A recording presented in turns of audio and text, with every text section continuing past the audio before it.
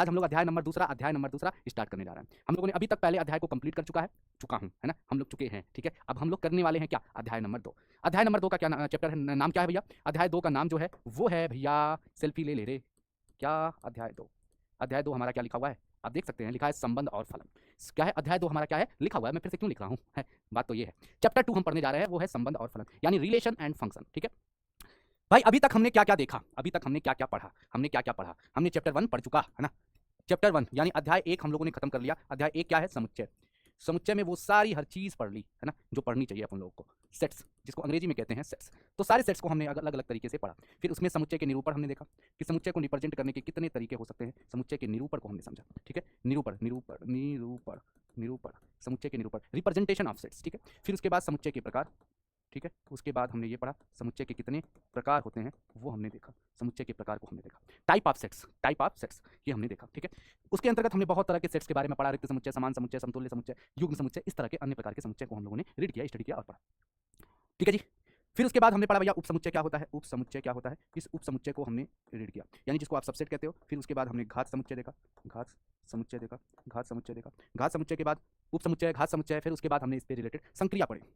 संक्रिया संक्रिया संक्रिया क्या होता है? संक्रिया के अंतर्गत हमने बहुत सारी चीजें पढ़ी कि भैया कैसे हम सम्मिलन निकालते हैं, कैसे हम सर्वनिष्ठ ज्ञात करते हैं, कैसे दो समुच्चयों का अंतर निकालते हैं, कैसे हमने पूरक निकाला। इन सारी चीजों पे हमने बहुत अच्छे से पढ़ाई की हुई है, ठीक है जी? अच्छा, अब क्या इसके बाद हमने और भी चीजें इसमें शामिल की थी। अगर मैं बोलूँ तो भैया हमने अंतराल भी पढ़ा था। अंतराल भी पढ़ा था, जिसको आप इंटरवल बोलते हो, ठीक है? ये बहुत जरूरी है बेटा, ये तो बहुत जरूरी है। इंटरवल की अगर हम बात करें तो बहुत जरूरी है। सब लोगों ने पढ़ा है ना इंटरवल, अंतराल को। 4 प्रकार के अंतराल हमने पढ़ा था। एक बंद अंतराल यानी क्लोज इंटरवल, ओपन इंटरवल यानी ओपन इंटरवल, खुला अंतराल, बंद खुला अंतराल, open close interval, close open interval. इन सारी चीजों को हमने एक एक करके पढ़ा है, ठीक है? अंतराल भी पढ़ लिया। फिर उसके बाद हमने एक लास्ट में एक फॉर्मूला पढ़ा था कि ए यूनियन बी बराबर क्या होता है। तो भैया N of A plus N of B minus N of A intersection B होता है, ठीक है जी? फिर इसके बाद एक फॉर्मूला और होता है, शायद मैंने बताया था या नहीं बताया था, तो आप लोगों को याद रखना है, A union B union C. A union B union C, तो आपको याद रखना है कि ए में अवयव की संख्या प्लस बी में अवयव की संख्या, है ना, प्लस सी में अवयव की संख्या माइनस ए इंटरसेक्शन बी, फिर उसके बाद माइनस बी इंटरसेक्शन सी, और फिर उसके बाद माइनस ए इंटरसेक्शन सी, और उसके बाद plus N of A intersection B intersection C. ये चीज हमने पढ़ा था, नहीं पढ़ा था तो आप लोग याद रख लीजिए कि अगर आपके पास तीन तीन गैजेट की बात कर रहा है, तीन एलिमेंट्स की बात कर रहा है, ए बी और सी की बात कर रहा है, तब आप ये सूत्र लगाओगे ए बी सी, फिर minus A intersection B, minus B intersection C, minus A intersection C, plus A intersection B intersection C. इन सब चीजों के बारे में हम लोगों को पढ़ना है, ठीक है जी? अब आइए स्टार्ट करते हैं चैप्टर नंबर 2। अब मैं बता दूं चैप्टर नंबर 2 के बारे में जितना भी कहूं उतना कम है। पूछो क्यों? भैया अगर अध्याय 2 के बारे में अगर हम बात करें बेटा, अध्याय 2 के बारे में अगर हम बात करें, अध्याय 2 इतना इंपॉर्टेंट है भैया, इतना इंपॉर्टेंट है कि अध्याय 2 अगर आपने अभी समझ लिया, यकीन मानिए, तो आप क्लास 12th में आपको तनिक भी परेशानी नहीं होगी, क्योंकि जैसे ही कक्षा 12 में जाएंगे आपको फिर से पढ़ना है संबंध और फलन। यही सारी चीजें फिर से पढ़नी है, थोड़ा सा लेवल बढ़ जाएगा, क्योंकि इसमें हम संबंध के प्रकार जो है 4-5 पढ़ेंगे, उसमें 3 और संबंध बढ़ जाते हैं, तो टोटल उसमें 8 प्रकार के संबंध पढ़ने होंगे हमें, ठीक है जी? तो भैया इसलिए अध्याय 2 is most most most important, ठीक है? अध्याय 2 हमारा जो है वो है संबंध एवं फलन। क्या है गुरुजी? संबंध एवं फलन, संबंध एवं फलन, संबंध एवं फलन है जी, संबंध एवं फलन, जिसको आप रिलेशन एंड फंक्शन कहते हो, जिसको आप रिलेशन एंड फंक्शन कहते हो, ठीक है जी? रिलेशन एंड फंक्शन कहते हो, जिसको संबंध एवं फलन, है ना, कहते हो। इसको ये अध्याय आपका कक्षा 12 में हूबहू मिलने वाला है, सेम टू सेम मिलने वाला है। तो आइए थोड़ा सा डिस्कस कर लेते हैं कि भैया कि इस 11th में, क्लास 11th में हमें कितना पढ़ना है इस चैप्टर में, वो आइए हम लोग डिस्कस कर लेते हैं। तो सबसे पहले हमें पढ़ना है कि इसमें क्रमित युग्म क्या होता है। अगर हमें संबंध को समझना है तो संबंध को समझने से पहले क्रमित युग्म को समझना पड़ेगा, क्रमित युग्म को पढ़ना पड़ेगा। क्रमित युग्म क्या होता है? जिसको आप ऑर्डर पेयर कहते हो, ऑर्डर पेयर कहते हो, ठीक है? डन है भैया? दूसरा हमारे पास जो होता है कार्तीय गुणन, कार्तीय गुणन। दूसरा हमारे पास जो होता है कार्तीय गुणन होता है, जिसको आप कहते हो Cartesian product, Cartesian product, Cartesian product कहते हो, ठीक है? कार्टीजियन प्रोडक्ट कहते हो। तीसरा हमारा जो पार्ट है, इसके बाद हम पढ़ेंगे इसमें संबंध। क्या पढ़ेंगे गुरुजी? संबंध, संबंध यानी रिलेशन क्या होता है, रिलेशन क्या होता है, ठीक है जी? फिर उसके बाद हम पढ़ेंगे संबंध के प्रकार, इसमें संबंध के प्रकार इसमें पढ़ेंगे गुरुजी, संबंध के प्रकार इसमें पढ़ेंगे, यानी type of relation, type of relation, ये हम लोग पढ़ने वाले हैं जी, ठीक है? फिर उसके बाद इसमें हम पढ़ने वाले हैं फलन, इसमें पढ़ने वाले हैं फलन, फलन यानी अंग्रेजी में बोलते हैं गुरुजी फंक्शन। क्या बोलते हैं? फंक्शन। इसके बाद लास्ट हम पढ़ेंगे फलन के प्रकार, फलन के प्रकार, फलन के प्रकार, यानी जिसको आप अंग्रेजी में बोलते हो टाइप ऑफ फंक्शन। क्या गुरुजी? टाइप ऑफ फंक्शन बोलते हो, टाइप ऑफ फंक्शन बोलते हो, ये चीज हम पढ़ने वाले हैं। तो कुल मिला जुला करके इस अध्याय में हमें इतना टॉपिक कवर करना है, ठीक है? ये हमारे क्या हो गए? टॉपिक हो गए। क्या हो गए गुरुजी? ये हमारे टॉपिक्स हो गए। ये टॉपिक्स हमें इस पूरे 11th के क्लास में कवर करने हैं, चैप्टर 2, ठीक है? डन है जी? ठीक है, अब मैं थोड़ा सा डिस्कस कर देता हूं कि ये जो दोनों टॉपिक हैं, ये जो दोनों टॉपिक हैं, ये जो दोनों टॉपिक हैं, अगर इन दोनों टॉपिक को तुमने अच्छे से पढ़ लिया तो आपका प्रश्नावली 1.1 अच्छे से लग जाएगा, सॉरी 2.1 आपका अच्छे से लग जाएगा, ठीक है? प्रश्नावली 2.1, ठीक है? फिर उसके बाद आता है संबंध। अगर संबंध को पढ़ोगे अच्छे से तो प्रश्नावली 2.2 अच्छे से कवर हो जाएगा, ठीक है जी? फिर सॉरी प्रश्नावली 2 ये वाला नहीं, इन दोनों को, ये संबंध और संबंध के प्रकार अगर तुमने पढ़ लिया तो प्रश्नावली 2.2 अच्छे से कवर हो जाएगा, ठीक है। फिर उसके बाद फलन और फलन के प्रकार, यानी अगर इसको पढ़ लिया तो फिर आपका प्रश्नावली 2.3 कवर हो जाएगा जी। डन है, सब लोग को समझ में आ रहा है? सब लोग को समझ में आ रहा है? तो हमारे पूरे चैप्टर में 3 एक्सरसाइज होंगे, लगभग मैक्सिमम होंगे, तो 3 एक्सरसाइज 3 प्रश्नावली होंगे, 2.1, 2.2 और 2.3, ठीक है जी।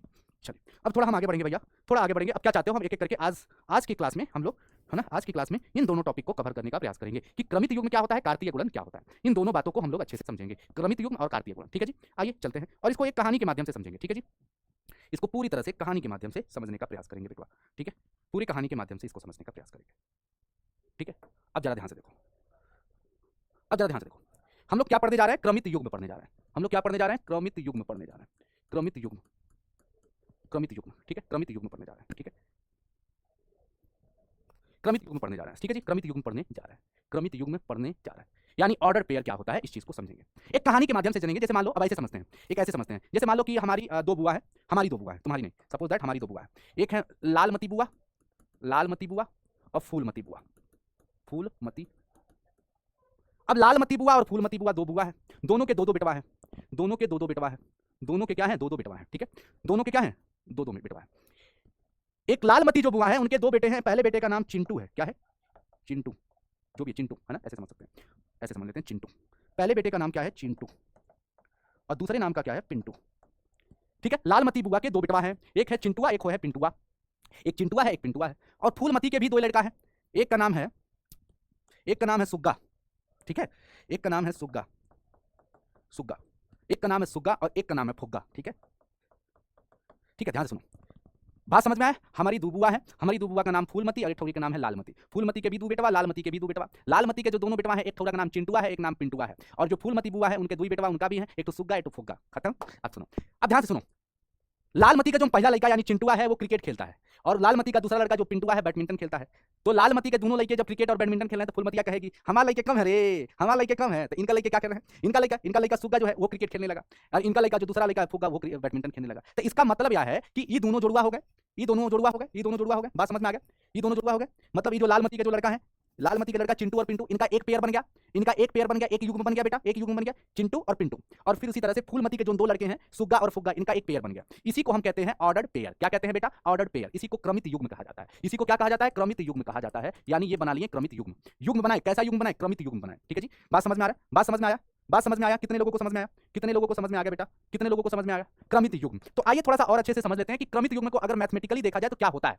यानी 2 एलिमेंट होते हैं, ए कामा बी, इस प्रकार का, कि स्मॉल ब्रैकेट में लिखे हों ए कामा बी, इसी को कहते हैं, क्या कहते हैं? क्रमित युग्म। ये इस तरह से यक्स कामा वाई, जिसको कोऑर्डिनेट आपने पढ़ा होगा, तो ए कामा बी, यक्स कामा वाई, तो जिसमें 2 एलिमेंट हो और छोटे ब्रैकेट से बने हो, उसी को कहते हैं क्रमित युग्म, यानी ऑर्डर्ड पेयर कहते हैं। जिसमें ये होता है आपका फर्स्ट एलिमेंट और ये होता है आपका सेकंड एलिमेंट, ठीक है जी। ये फर्स्ट एलिमेंट और ये होता है सेकंड एलिमेंट, और ये क्या कहलाते हैं? Ordered pair. क्या कहलाते हैं? ऑर्डर्ड पेयर, ठीक है जी। डन है सबको ये बात सबको समझ में आ गया? ऑर्डर पेयर क्या होता है? ऑर्डर पेयर सबको समझ में आ गया?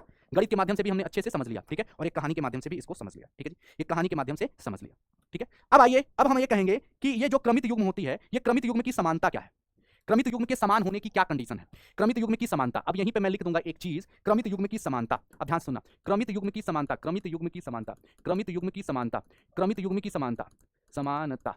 अब हम ये क्यों कह रहे हैं? कह रहे हैं कि दोनों क्रमित युग्म आपस में समान है, इसकी क्या कंडीशन होती है? इसकी क्या शर्त होती है? इसकी क्या शर्त होती है कि ये दोनों पेयर, दोनों क्रमित युग्म, दो युग्म आपस में बराबर होते हैं, इसकी क्या शर्त है? अब दूसरा चीज पढ़ने जा रहे हैं। अभी तक हमने ये समझा कि क्रमित युग्म क्या होता है, ऑर्डर पेयर क्या होता है। तो 2 ऑर्डर पेयर के इक्वल होने की क्या कंडीशंस होती है? 2 ऑर्डर पेयर, 2 क्रमित युग्म के आपस में बराबर होने की क्या शर्त होती है? आइए इस चीज को अब हम डिस्कस करते हैं। अब मान लो तुमसे हम कह दिए कि सुनो, ये दोनों आपस में इक्वल हैं, ये चीज और ये चीज आपस में बराबर है।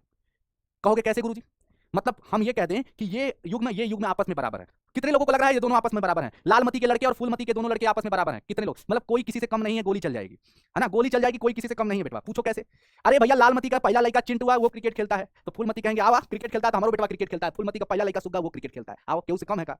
केहू से कम है? चलो उसी तरह से लालमती कहीं कि दूसरा लड़का हमारा क्रिकेट बैडमिंटन खेलता है, पिंटुआ कहे ऐसा है। फूलमती कहे सुनो तू लड़का बैडमिंटन करता है, हमारा जो फुगवा है वो बैडमिंटन खेलता है।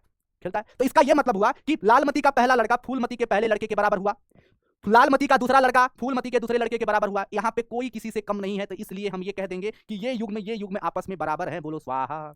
समझ में आया? अब इसी चीज को, ये तो हमने कहानी के माध्यम से समझा, अब इसी चीज को अगर हम मैथमेटिकल भाषा में समझें तो आइए, है ना, आइए समझते हैं जी, है ना, कि दो क्रमित युग्म के आपस में समान होने की क्या कंडीशन होती है। अब इस चीज को समझेंगे। तो क्रमित युग्म के समान होते हैं, है ना, इसी बात को यही समझ लेते हैं। अब यहाँ पे पहला चीज ये हमने समझ लिया क्रमित युग्म क्या होता है। दूसरा क्या है? क्रमित युग्म की समानता।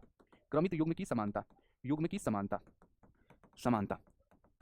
दो क्रमित युग्म आपस में समान होंगे, इसकी क्या कंडीशन है? जैसे मान लो कि a comma b C comma D के बराबर है, तो इसकी क्या कंडीशन है? जैसे हम ये कह दे रहे हैं कि a comma b C comma D के बराबर है, तो इसकी पहली कंडीशन ये है बेटा, याद रखना है आपको, कि a जो होना चाहिए c के बराबर, ये पहला के बराबर होना चाहिए, और दूसरा शर्त ये है कि दूसरा b d के बराबर होना चाहिए। b अगर ये दोनों कंडीशन, दोनों शर्त फुलफिल हो जाते हैं तो हम कहेंगे कि ये दोनों क्रमित युग्म आपस में बराबर हैं। बोलो स्वाहा। ठीक है जी, समझ गया जी? समझ गया भैया? सबको सबको क्लियर हो गया?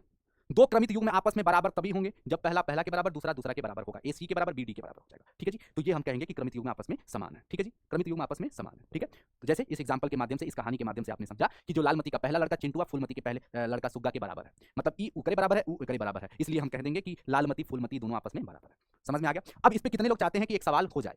इस पे सवाल होता है बेटा, इस पे आप जैसे ही जाओगे 2.1 में तो आपको सवाल मिलेंगे। चलिए, अब इस पे एक सवाल हो जाता है। चलिए, यदि 2,3 बराबर यक्स कामा वाई है, यहाँ पे कह रहा है कि ये क्रमित युग्म आपस में बराबर हैं, तो बताइए यक्स तथा वाई का मान क्या होगा? सभी लोग बता दीजिए, का मान ज्ञात करें।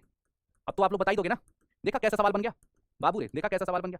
अगर ये क्रमित युग्म के बराबर है तो यक्स और वाई के मान बताइए। तो अभी हमने पढ़ाया था, सिखाया था कि अगर दो क्रमित युग्म आपस में बराबर होते हैं तो पहला वाला पहले के बराबर होगा, यानी यक्स 2 के बराबर होगा, वाई 3 के बराबर हो जाएगा। क्लियर है भाई? सब लोगों को समझ में आया? चलो, कितने लोग चाहते हो कि एक सवाल और हो जाए? बाकी हम लोग कल और सवाल करेंगे इस पे, बाकी अभी सिर्फ समझ लीजिए। यदि यक्स प्लस 1 वाई प्लस 2 बराबर 3 कामा 4 के बराबर है, अगर ये क्रमित युग्म इस क्रमित युग्म के बराबर है तो यक्स तथा वाई का मान ज्ञात करो। यक्स तथा वाई का मान ज्ञात करो, मान ज्ञात करो। ठीक है जी, जल्दी बताइए, जल्दी बताइए, इस सवाल का उत्तर क्या होगा? ये क्रमित युग्म इस क्रमित युग्म के बराबर है तो यक्स और वाई का मान बताइए। देखिए, सबसे पहले अगर ये क्रमित युग्म इस क्रमित युग्म के बराबर है तो यक्स प्लस 1 किसके बराबर होगा? 3 के बराबर, तो यक्स का मान क्या होगा? 1 उधर जाएगा तो 3 में से 1 जाएगा, 2 बचेगा। पहला यक्स का मान निकल गया। वाई प्लस 2 किसके बराबर होगा? 4 के बराबर होगा। बोलो, तो वाई बराबर क्या हो जाएगा? 2 उधर जाएगा तो 4 में से 2 जाएगा, 2 बचेगा। तो यक्स बराबर 2, वाई बराबर भी 2, यानी यक्स और वाई का मान दोनों यहाँ पे सेम आ रहा है। ठीक है जी, समझ गए? इसी तरह का सवाल अभी तुमको 2.1 में मिलने वाला है। अभी ये सिर्फ हमने सिंपल एक सवाल बताया, उदाहरण बताया। ठीक है, अभी हम कल इस पे और अच्छे से चर्चा करेंगे। ठीक है जी, ठीक है, समझ गए? सबको समझ में आ गया? अब हम क्या पढ़ने जा रहे हैं बेटा, ध्यान से सुनो। कार्तीय गुणन, कार्तीय गुणन, कार्तीय गुणन, बस इसको जल्दी से समझ लेंगे, फिर उसके बाद कल से अब शुरुआत करेंगे अच्छे से। कार्तीय गुणन, कार्तीय गुणन जिसको कार्टेशियन प्रोडक्ट कहा जाता है। कार्तीय गुणन को अंग्रेजी में क्या कहा जाता है? कार्तीय गुणन को अंग्रेजी में क्या कहा जाता है भैया? कार्टेशियन प्रोडक्ट कहा जाता है। क्या कहा जाता है? कार्टेशियन प्रोडक्ट कहा जाता है गुरुजी, कार्टेशियन प्रोडक्ट कहा जाता है। ठीक है, जैसे मान लो कि एक समुच्चय ए दिया है, ये कहाँ लिखते हैं ये, और समुच्चय बी आपको ये दिया गया है। ठीक है, समुच्चय ए और ये समुच्चय बी, तो कार्तीय गुणन कुछ और नहीं, दोनों समुच्चयों का गुणन ही क्या कहलाता है? कार्तीय गुणन, ए क्रॉस बी। ठीक है, इन दोनों का गुणन ही क्या कहलाता है? कार्तीय गुणन, ए क्रॉस बी। अब जैसे समझो कि समुच्चय ए में दो एलिमेंट रखे गए हैं, दो चीज है, हाई बिलार है, क्या है? बिलार है, यानी कैट है। ठीक है भाई, कैट है, बिलार है, और दूसरा क्या है? कुकुर है। ये कुकुर है, ये बिलार है, तो ये कुकुर है, कुकुर मतलब डॉग है। ठीक है, तो समुच्चय ए में दो चीज रखा गया है, एक बिलार और एक कुकुर, यानी डॉग और कैट। ठीक है, और अरे भाई कौन है यार?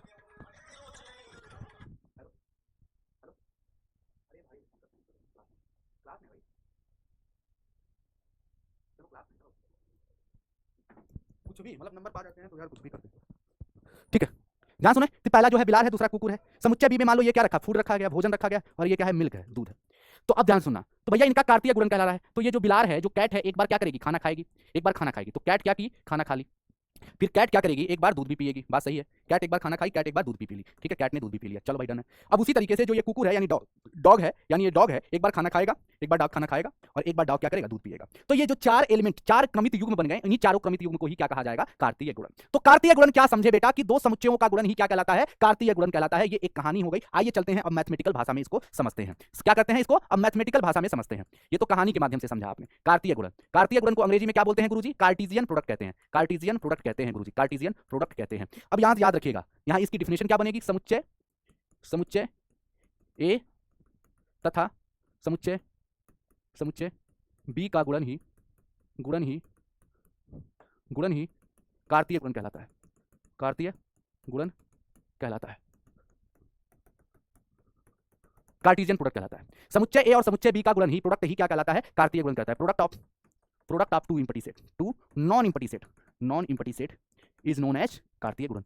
कार्टेशियन प्रोडक्ट, ठीक है, ये अंग्रेजी में हो गया। इसको डिनोट किससे करते हैं, किस तरह से डिनोट करते हैं, तो ए क्रॉस बी के नाम से डिनोट करते हैं। सबको समझ में आ गया, ए क्रॉस बी। अब इस पे एक मैथमेटिकल सवाल हो जाए, ठीक है, इस पे एक मैथमेटिकल सवाल हो जाए। क्वेश्चन है ये, यदि एक कोई समुच्चय ए दिया है 1, 2 तथा अगर आपको एक समुच्चय बी दिया गया है, मान लो ए, बी, तो अगर आपसे पूछ रहा है कि भैया ए क्रॉस बी बताइए, तो क्या करोगे? ए क्रॉस बी कैसे निकालोगे? अगर आपसे पूछ दिया तो ए क्रॉस बी कुछ और नहीं, देखो बेटा, पहले क्या करेंगे, समुच्चय ए है, समुच्चय बी है, तो एक बार 1 का मल्टीप्लाई ए में होगा, यानी 1, ए हो जाएगा। एक बार 1 ए के साथ पेयर बनाएगा और एक बार 1 बी के साथ पेयर बनाएगा, ठीक है, और एक बार फिर 1 का खेल खत्म, 1 ने ए के साथ पेयर बनाया, 1 ने बी के साथ, अब 2 का बारी, अब 2 का ए के साथ, फिर 2 का बी के साथ, ठीक है जी, और ये बन चुका है ए क्रॉस बी। क्या बन चुका है? ए क्रॉस बी, यही कार्तीय गुणन। अच्छा मान लो सपोज दैट अगर पूछ देता बी क्रॉस ए, अगर बी क्रॉस ए पूछ देता, अगर बी क्रॉस ए पूछ देता, तो बस यही चीज उल्टा करते हैं, ए एक बार पेयर बनाता 1 के साथ, यही एक बार ए पेयर बनाता 2 के साथ, फिर उसके बाद बी पेयर बनाता 1 के साथ, फिर बी पेयर बनाता 2 के साथ, खत्म हो। तो ये ए क्रॉस बी हो गया, ये बी क्रॉस ए हो गया। डन है जी, सबको समझ में आ गया? इसी को हम कार्तीय गुणन कहते हैं और आई होप आपने समझ लिया होगा। हमने एक कहानी के माध्यम से भी समझाया और मैथमेटिकल भाषा में भी आपको क्लियर करा दिया। अब इसी बात पर एक कांसेप्ट होता है जो आप लोगों को याद रखना है, लेकिन वो हम कल बताएंगे, वो हम कल बताएंगे। तो आज के लिए बस इतना ही, बस 2 चीजें आपने जाना है, बस उसके बाद कल बताएंगे, ठीक है जी। हाँ कल बताएंगे, क्योंकि बस आज भूमिका रचना था, तो भैया बहुत बड़ी चीज नहीं है, समझ लीजिए। अगर देखा जाए तो हमने 2.1 को लगभग समझा दिया है, बस आप चाहोगे तो 2.1 के मैक्सिमम सवाल कर डालोगे, है ना, खत्म है। बाकी हम लोग कल मिलेंगे तो 2.1 को और अच्छे से समझ, इसमें कुछ और कंसेप्ट है, कार्तीय गुणन को और अच्छे से समझ लेंगे और इस कार्तीय गुणन से एक संबंधित एक नोट्स है, उसको समझ करके पूरा 2.1 खत्म कर देंगे, ठीक है जी, ठीक है। Thank you very much. तो आज हमने क्या समझा भैया? आज की क्लास में हमने संबंध और फलन चैप्टर को पढ़ा, संबंध और फलन, संबंध तथा फलन के चैप्टर को स्टार्ट कर दिया, जिसमें आज हमने 2 टॉपिक को बहुत अच्छे से समझने का प्रयास किया है। पहला है क्रमित युग्म, क्यों भैया साहब? क्रमित युग्म यानी ऑर्डर पेयर, और दूसरा है कार्तीय गुणन। क्या है? कार्तीय गुणन। ये दोनों टॉपिक को बड़े प्यार से समझ लिया है, ठीक है जी, है ना, डन। चलिए अब एक काम करते हैं, कल की क्लास के लिए कल की क्लास में हम लोग क्या पढ़ेंगे? प्रश्नावली 2.1 बहुत प्यार से पढ़ने वाले हैं 2.1, और अच्छे से समझने वाले हैं कार्तीय गुणन को, और अच्छे से समझने वाले हैं कार्तीय गुणन को। इस पे बहुत सारे सवाल को कल लगाने वाले हैं, ठीक है जी, डन भैया, सब लोग समझ रहे हो? तो बस आज की कहानी यहीं पे समाप्त करते हैं, क्योंकि आज दिनेश सर की शादी है तो उसमें अब जाना पड़ रहा है जी। Thank you very much, love you all, मिलते हैं कल की क्लास में। कल की क्लास में फोड़ देगा काम करते हैं।